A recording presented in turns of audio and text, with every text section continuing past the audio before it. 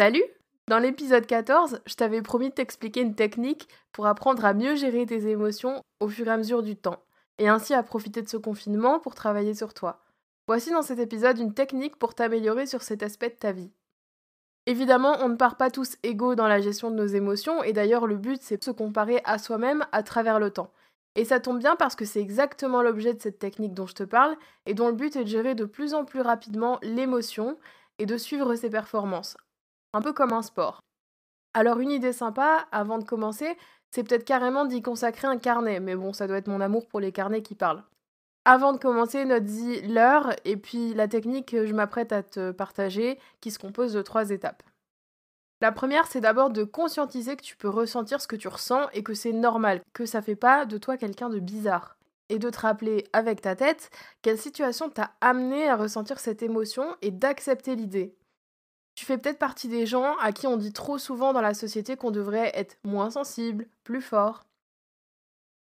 Gomme tout ça, on s'en fiche, ça ne va pas t'aider de toute façon, donc accepte plutôt ce que tu ressens comme ça vient et cherche d'où ça vient. Ça se passe donc dans ta tête et dans ce que tu te racontes de la situation. La deuxième étape, c'est de t'autoriser à ressentir ce que tu ressens émotionnellement parlant. D'être présent à toi, c'est important pour mieux se connaître et pour se donner de la bienveillance.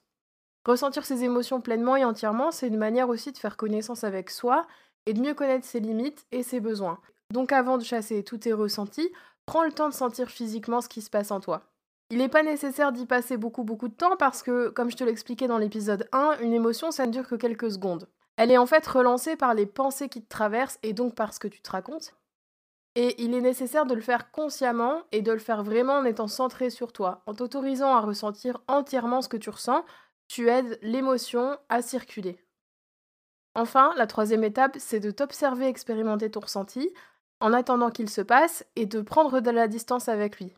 C'est un peu comme quand il y a un orage. Personne n'aurait l'idée de sortir et de s'exclamer que l'orage doit arrêter de faire autant de bruit et qu'il doit cesser de pleuvoir. C'est un peu pareil avec tes émotions. Abrite-toi et laisse passer l'orage et observe-toi vivre cet instant. Observe quelles pensées se mettent en place, quelles émotions tu es en train d'expérimenter et essaie de les identifier le plus précisément possible en observant ce qui se passe. Et observe comment, en prenant justement de la distance avec ces émotions, ton vécu est moins intense et s'apaise au fur et à mesure. Quand l'émotion a totalement disparu, regarde à nouveau l'heure qu'il est et note-la dans ton carnet. De cette manière, tu pourras observer tes progrès au fur et à mesure et constater que tu t'améliores car tu arrives de plus en plus vite à les gérer. D'autant que ta connaissance de toi et de ce que tu ressens pour les différentes émotions te permettront de les identifier encore plus rapidement au fur et à mesure. Bien évidemment, si tu n'as pas le temps de gérer, tu peux utiliser les méthodes habituelles comme par exemple la cohérence cardiaque, qui est une technique de respiration que je te proposais dans l'épisode 11 pour gérer son anxiété, et t'occuper plus tard de ce qu'il te reste à gérer. C'est une manière de faire, mais elle devrait plutôt être utilisée en cas d'urgence ou si tu te sens bien actuellement avec tes émotions, parce que ce procédé t'empêche de vraiment progresser sur l'identification de tes émotions à long terme.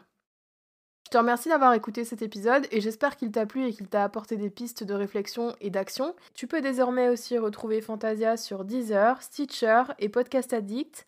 Laisse-moi des étoiles pour m'aider à monter dans les différents classements si le contenu que je te propose te plaît et surtout, partage-le autour de toi. On se retrouve demain pour un nouveau contenu. Tu retrouveras tous les liens me concernant dans la description. D'ici là, porte-toi bien. Merci pour ton écoute et pour tes retours. Et à demain!